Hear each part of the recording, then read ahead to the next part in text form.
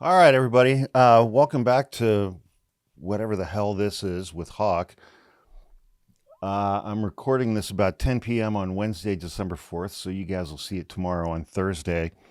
Let's dive right in. What the hell is going on?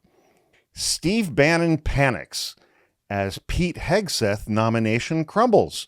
Right-wing influencer Steve Bannon lashed out at President-elect Donald Trump's Mar-a-Lago advisors after word leaked that former Fox News host Pete Hegseth could be replaced as nominee for defense secretary. During a Wednesday rant on his War Room program, Bannon reacted to the news that Trump could nominate Florida governor and little tiny man with thigh-high white boots, Ron DeSantis, to replace Hegseth. It's like, okay, whatever. I'll read some quotes. This morning, Pete's mom came on Fox and Friends, sat on the curvy couch to make a defense of her son, but they're in shock and they intend to defeat Pete Hegseth and into culling him from the herd. We have to go all in on Pete.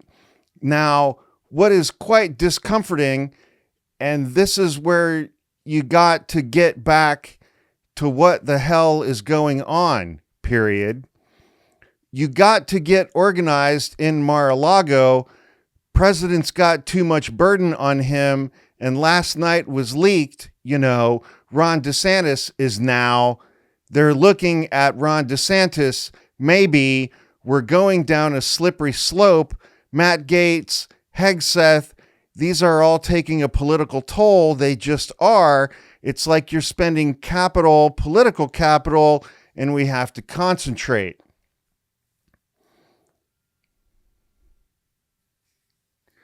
So, bathtub meth impresario and hobo edgelord Steve Bannon is very upset that Pete Hegseth is being replaced, potentially, by Ron DeSantis, who comes up to about here on me. He's right at like pocket level, like shirt pocket level. Okay, whatever. And Pete Hegseth's mom, who on Friday, the day after Thanksgiving, one of her family members leaked an email to the New York Times where, she emailed her son, Pete Hegseth, and said, "You're a fucking garbage human being." I'm paraphrasing. "You abuse and use and mistreat women." And so today she went on Fox and Friends and went to meet with senators with him. So it was like, yeah, I didn't mean that.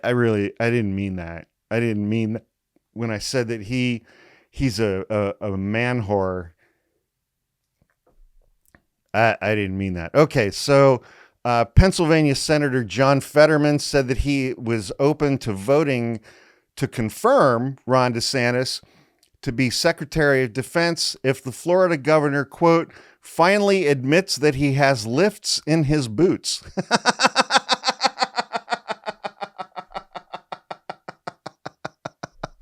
Quote, "I'm considering voting yes on DeSantis if he finally admits that he has lifts in his boots. I'm sure he does, maybe 3 inches, 4 inches at a minimum." So now Ron DeSantis is forever inextricably linked on the internet with the phrase maybe 3 inches, 4 inches at least. And people are going to be like, was he talking about his lifts or was he talking about something else? The sound of fear. So as if Morning Joe and MSNBC couldn't get fucking worse. I'm going to spend a couple of minutes on this.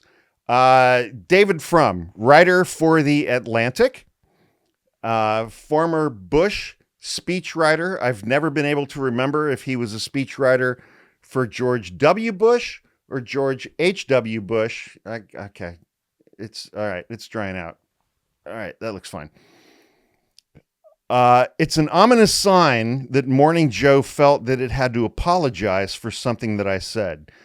And this is today. So this happened this morning, Wednesday morning. This morning, I had an unsettling experience. I was invited onto MSNBC's Morning Joe to talk about an article that I'd written on Trump's approach to foreign policy. Before getting into the article, I was asked about the nomination of Pete Hegseth, nomination for Secretary of Defense, specifically about an NBC News report, and he's appearing on MSNBC, which is part of NBC, so they're all, connected.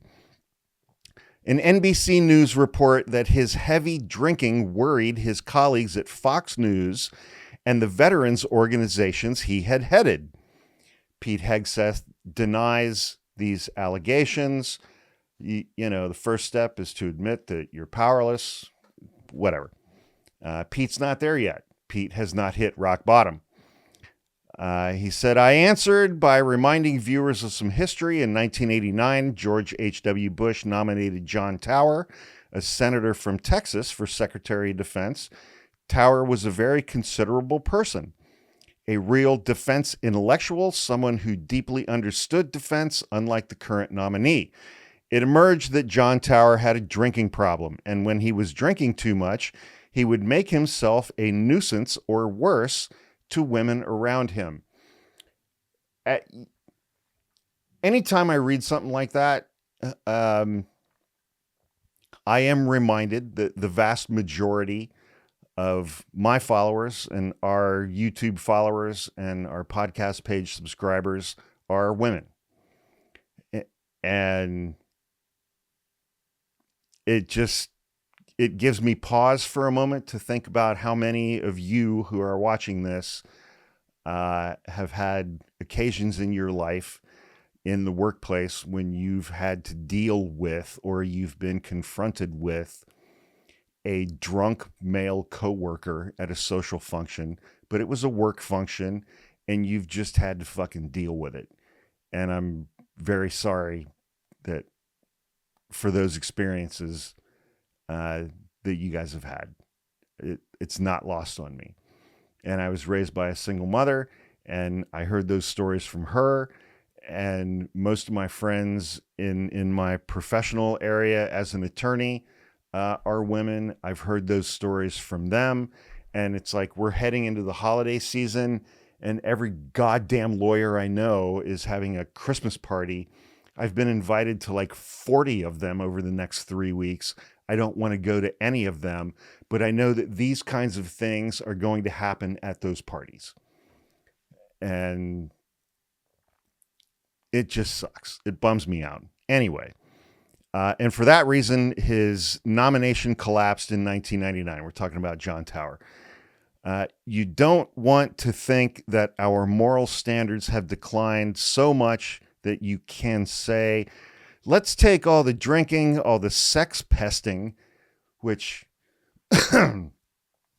that term sex pesting, on the one hand, I think that's an amazing term. On the other hand, I think that really dramatically minimizes what that actually is. Subtract any knowledge of defense, subtract any leadership, and there's your next Secretary of Defense for the 21st century.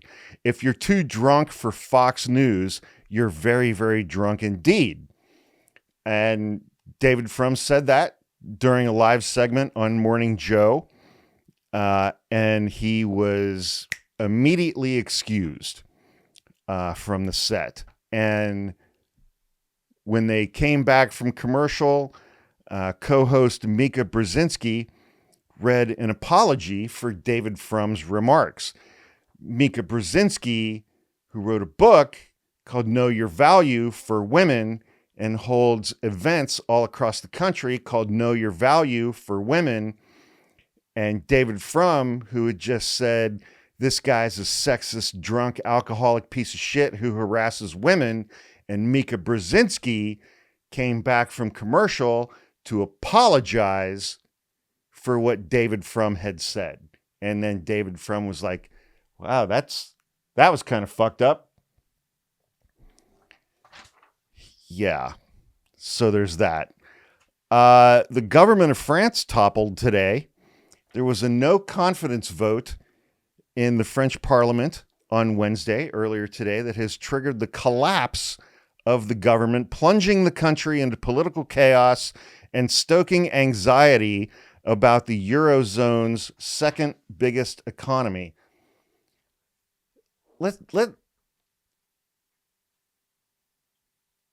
I read that earlier and I was like, man, think about after January 20th, Donald Trump, he's inaugurated. And then somebody in Congress is like, hey, let's have a vote of no Congress and topple the government.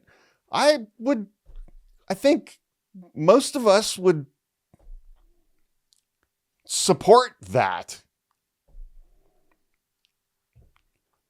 Members of the United States Supreme Court's conservative majority today seemed ready to uphold a Tennessee law denying transition care to transgender youth, with some of them saying that judgments about contested scientific evidence should be made by legislatures rather than judges.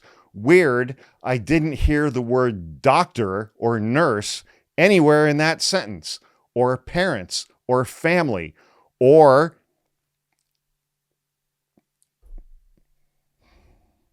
more than half of the states in our country ban all transgender care for transgender youth in this country. And we're not talking about like surgery. Surgery for transgender youth does not exist in this country on an elective basis. It just doesn't. It never has. No ethical doctor is going to perform gender reaffirming surgery on a 14-year-old. This is about medication. It's about puberty blockers. There was extensive testimony today about, does this type of care reduce suicide rates of trans youth? And the conservative justices, the pro-life Christian justices on the court, didn't give a fuck about that. On the other hand, today, his first name, I think, is Chase. I should have looked it up. I can't remember his last name. Today was the very first occasion that an attorney argued before the United States Supreme Court who was trans, and it was a trans man. So it's, I've been thinking about him a lot this evening. Born female, transition to male. What an amazing milestone to reach. You are the first trans person to ever argue a case before the United States Supreme Court. And it's a case that you're going to lose. And it's a case about trans rights and medical care for trans youth. Talk about mixed emotions, man. Fuck. Donald Trump, okay, added someone else to his incoming administration today. White House trade advisor Peter Navarro, who got out of prison on Wednesday during the Republican National Convention in Milwaukee, Wisconsin. I think that was in July. Coincidentally, that was the same week that white, straight, evangelical Republican men crashed the gay hookup app Grindr in Milwaukee. I'm sure that was just a coincidence. He got out of prison that Wednesday, went straight to the RNC convention and spoke on the stage, prime time. Donald Trump has named Peter Navarro to be White House trade advisor in his second term. He was a member of Trump's team in the first term. And he went to prison for 4 months because he ignored a subpoena from the January 6th committee after he went on Ari Melber's show a couple of times and talked about the Green Bay sweep and their plans to overturn the 2020 election.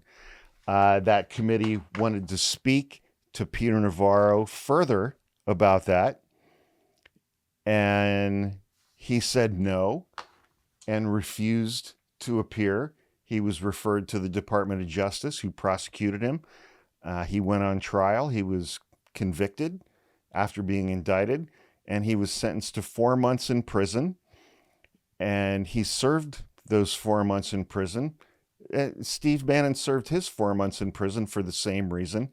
But now Peter Navarro is being rewarded for his loyalty for doing 4 months in prison by being welcomed back into the fucking White House. One more convicted felon in this administration. Everything sucks. Everything is terrible. It's all going to get worse before it gets better. We're all going to die. Thanks for tuning in, and I'll see you guys soon. Have an amazing week. Shout out to everybody watching this who's not a convicted felon, who's on his way or her way or their way back to the fucking White House after having been convicted of a felony and served 4 months in federal prison.